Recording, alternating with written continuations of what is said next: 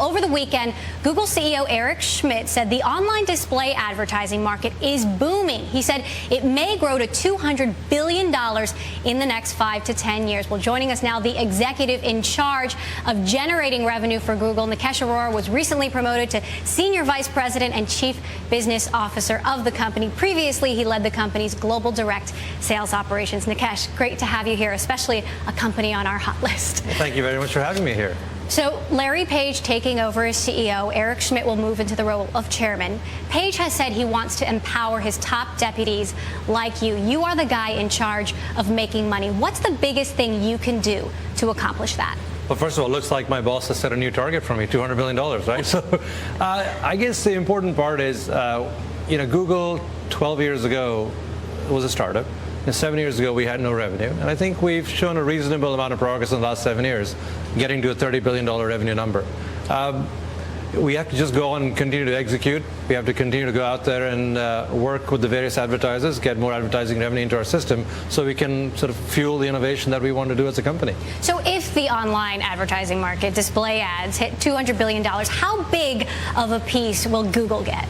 Well, hopefully as big as we can. I don't think it's a matter of if, I think it's a matter of when. I think the distinction between online and offline is going to go away at some point in time. Nikesh, let me ask you about the notion of selling display advertising. Is that a very different business than the algorithmic approach to selling paid advertising? Yeah, I think to be fair, display advertising is more and more like selling television advertising to branding advertisers, as well as selling sort of display ads to people who are interested in performance advertising. So it is different to some degree from the way you would sell search advertising. You could sell sort of pull. I go search for something. Sorry, search advertising. Search is when I go search for something and somebody wants something, we can show you an ad. In display, you have to try and get a sense of what the user is looking at, what their sort of the context of what they're looking at, and try and provide them relevant advertising when and where they want it. But is there also a human element to the sale? Is it more akin to, as you mentioned, television advertising or magazine advertising, where you've got to get together with a client, you've got to have a sales force that can make those kind of sales calls? It's a little different than what you've done in the past?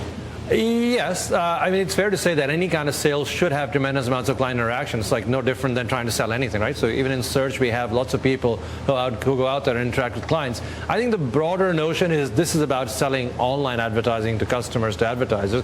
And in that context, search and display are both similar. And how is advertising at Google evolving to reach a broader audience? Well, there's many different aspects to it, right? We have advertising in the context of search. We have advertising in terms of basically the most important part is you allow advertisers to reach the audience they're interested in. And whether that's through search as a mechanism, whether that's through display as a mechanism, or perhaps a burgeoning area of video advertising on the web.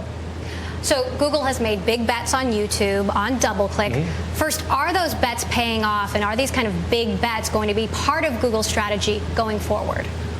I think they're paying off. You think about what's happened in the online video space. So we made a bet that as bandwidth increases, as more and more people access the internet, you are going to see people watching video on the web. And entertainment is a huge driver. So we have 35 hours of video being uploaded every day, and YouTube is now the second largest search engine in the world. So in that context, I think the bet in YouTube paid off.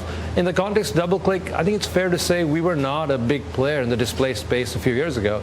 And I think a few months ago we announced that we're a $2.5 billion run rate in terms of display revenues. I think that puts us in the top 3 to 5 players in the display space. So from my perspective, yes, both the bets paid off. So do you see more big acquisitions in the future?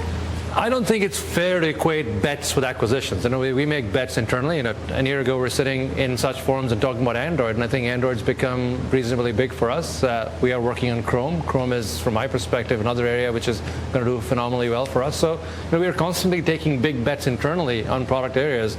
It's sort of like you do a lot of innovation, you fund a lot of ideas, and as they grow, some things get better, and they become bigger, and you put more sort of wood behind that arrow. Is advertising always going to be at the heart of Google's revenue?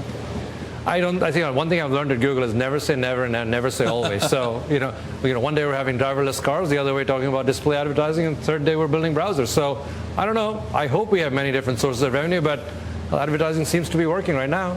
I actually had an opportunity to ride in that robot car. It was definitely fascinating. Google's also been getting into energy and healthcare, but it definitely leads to questions about what is Google's focus. How do you guys deal with that internally? I think it's important to understand, 99% of what we do is around the area of creating phenomenal consumer interest and interesting products for consumers. And I think at the heart of Google is taking large problems of technological scale and trying to solve them. And if one of the technological problems you want to solve is, how do you solve the world's transportation problem and figure out if cars can get more precise if you don't have to drive them and have, manual errors. So be it. But I think it goes down to a more fundamental issue of innovation. You have to let people innovate in that large company. Because if you let people innovate, different ideas come out of the people, and you can't constrain them and say, okay, you will only innovate in this box, because innovation does not like constraints.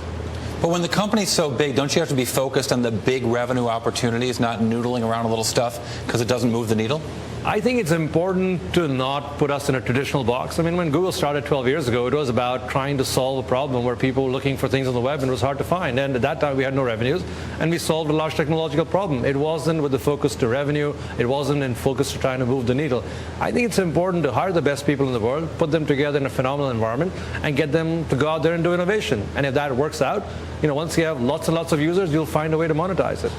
Last month, Google announced a shakeup at the top. Google CEO Eric Schmidt will be stepping down as chief executive, and Google co-founder Larry Page will take over that role. Nikesh Arora, senior vice president and chief business officer at Google, rejoins us now. Nikesh, what will Google 3.0 look like with these changes?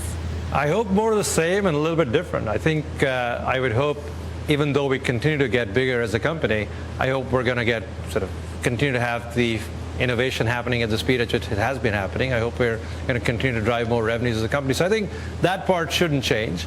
At the same time, it's always nice to live slightly outside your comfort zone. Otherwise, you get complacent and you are not able to create innovation in the system. So change is good. So how might working for Larry be different than working for Eric? I don't know. Time will tell, isn't it? Well, all right, so let me ask you this. When you look at the way that Google, one of the things Google's done that doesn't seem to get a lot of attention is this great treatment of acquisitions. It's taking little things like Android that aren't very well noticed when they're acquired and becoming a huge thing, taking big things like YouTube, called out to be a failure, sticking with it for years and making it into something. What is it about the DNA at Google that you need to foster and continue to do to make those deals work? I think at the core of Google is, first of all, finding the best people that you can. Because I think great companies are made of great people. And if you can go out there and find the best people, and then you have to create an environment where good people do well. And you can't put great people in an environment where they're not going to be doing well. So you have to go worry about all the things that people care about. You have to care about the environment. You have to care about the way the companies run. You have to care about the way management treats their employees. So I think in that context, Google has done a very good job of keeping people motivated and excited. And then you have to be unabashed about making sure you track innovation, whether it's happening within the company or outside the company. You have to be shameless and go out there and say, look, either we will build it or we will buy it or we'll find somebody else and partner with them. Innovation should not be about having to do everything yourself. So I think in that context, we've gone out, found very interesting companies, whether they're small or big. As long as we believe in the trend, we've gone out, acquired them, and in some cases they worked wonderfully. In some cases, we're still working with them. And what's very interesting is very often you'll find in the space of technology, companies don't end up exactly turning out the way they started off. Whether it is Facebook or Twitter or Google, that's not what they were intended to do, but it ended up doing something even more exciting and more fantastic. So I think it's about identifying trends, finding people out in the space who are working in that trend, and trying to see if you can build or you can buy those kinds of businesses. What a perfect segue to talk about Groupon. The interest in Groupon that was reported, was that real? And what are you guys going to do now? Why would you want to be interested in something like Groupon? Cory, the good news is I get to go out and bring the revenue in. I don't get trusted to spend it, so I don't know anything about Groupon. Well, but local obviously is a focus for you guys. It's been sort of the holy grail of the internet for a long time, maybe since the start. What are you doing to get into local and collect all those advertising dollars that are there to be had? Well, I think the holy grail of the internet continues to change over time, as you know. So I don't know if this holy grail is local, but it is important to have offerings in the local space. And to be fair, we've had another few acquisitions we did in the mapping space, in the Google local space, and we have millions and millions of users around the world. I think Google Maps ranks as one of the top properties around the world. So we have a lot of users who do local searches. We have a lot of users who interact with our Google Maps product. So we have people in that space. We have over 1 million advertisers who come spend money with us, and a lot of them are very small advertisers. So we have the ingredients, coupled with some of our mobility products, to continue to work hard in that local space, and we are doing so. Google has had a number of failed, if you will, social initiatives, Orkut, Wave, Buzz. What is Google doing to be more quote-unquote social, and what does social mean to Google? I think it's important to understand the whole web is getting to be sort of more and more social. There's so much information on the web that we're beginning to look for social connections on the web. So it's fair to think that, you know, with the emerging phenomena like Facebook, et cetera, there is more social elements to our interaction on the web. And that's sort of, you know, the web is a reflection of society. You know, we are all very social out in the offline world. It seems to be that, you know, the online world is taking on the same persona. So in that context, I think it's fair to think that you would expect a lot of Google's products to continue to become more and more social. And to be fair, they already are. I mean, Gmail is an email mechanism. You can't send an email to yourself. Well, you can, so it'll be pretty boring. So it is inherently social by nature. Or you're going to share YouTube videos with your friends, which is, again, another social app, sort of another aspect of a social application. So we do have a lot of applications which are social. We don't have one integrated offer like some other people out there. All right, big thanks to you, Nikesh Arora, Google's Chief Business Officer. We could talk to you for hours. Thank you so much for joining us here on our first edition of Bloomberg West.